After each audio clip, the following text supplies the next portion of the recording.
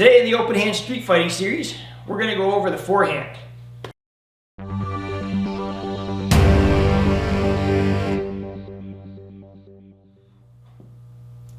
Of all the open hand shots, this is the easiest one to do. There are two variations of this. There is the big wave type forehand, where you throw it like a baseball pitcher and you wind up and you throw that whole body and then you let it whip through. Very powerful.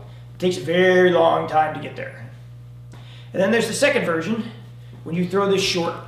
It requires a lot more mechanics, a lot more years to train, and a lot better targeting. There's big wave forearm, where you come from your feet all the way through your hips, all through the body, and what you're doing is you're driving. It's like spiking a volleyball. That always looks good on tape. I love when that happens.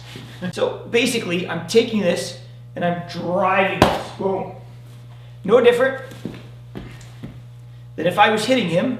What I'm doing is I'm coming through and I want to knock his freaking head into next week and watch it bounce off the wall over there. The second version is much shorter. This requires more skill because you don't have as much body wave into it. It's much smaller. It's more like you set the hand in place and then you drop on it.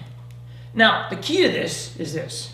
You have to have this motion in the elbow. If you just cup this like this, there's nothing on it. So when I come through with this, ideally what I'm doing is you'll see this little set and then the arm waves. And do it slow. See the wave. So as I do this, and you'll notice the return on that one. This one's not so much meant to knock them back as to go inside and shake really badly. It's a lot smaller, it's a lot more efficient, it's easier to use. The difference is the smaller one takes a lot more skill and requires you to be on top of your game.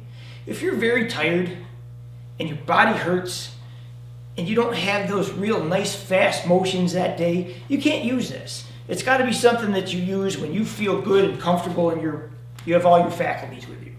If you're really tired, at that point you want to make bigger swings because that's all you got.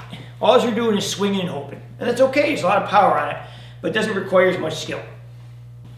So, when do you use these? The big one, I don't use a lot when I'm on offense. What I mean by that is if he's like this, and I go like this, and I wind up and I go like this, he's got all day to move. It's going to take a long time to get there, and odds are I'm only going to graze him because he's going to move somewhere and I'm not going to hit him well. Usually these things happen is when I got knocked into a position to where he loaded my body where I could throw it back to him that way. So if I get bumped, and you see how like he created the wave for me, well now I can throw it because he stepped in and he's a victim because he stepped towards me and he can't see it coming. It happened because he made it happen, not because I wanted it to happen. If I was being more offensive, I would always use the shorter one. So if we're in like this and I need to sneak this in, that's coming like this. You're going to get this little wave like that. It's going to be short. Two things need to happen with this. I need to step for two reasons. I want to get off the line, number one. I don't want to be here and throw this like this. I almost always throw this as I step to the side.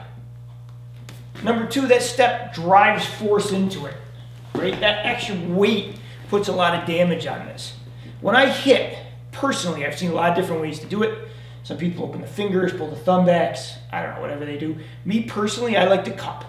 I like my hand like this. I like it so the thumb is in like this.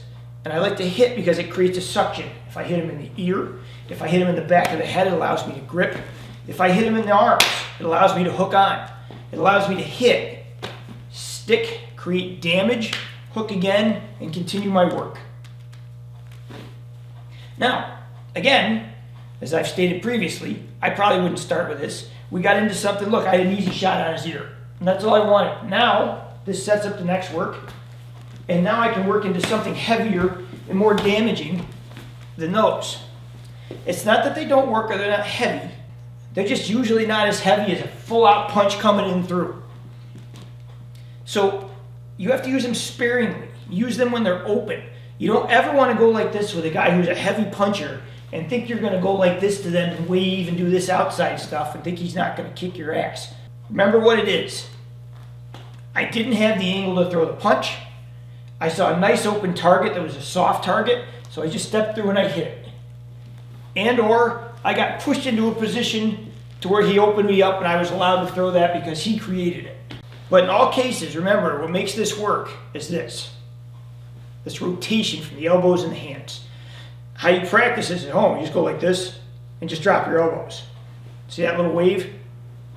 And then you have to figure out how to do that short and with power.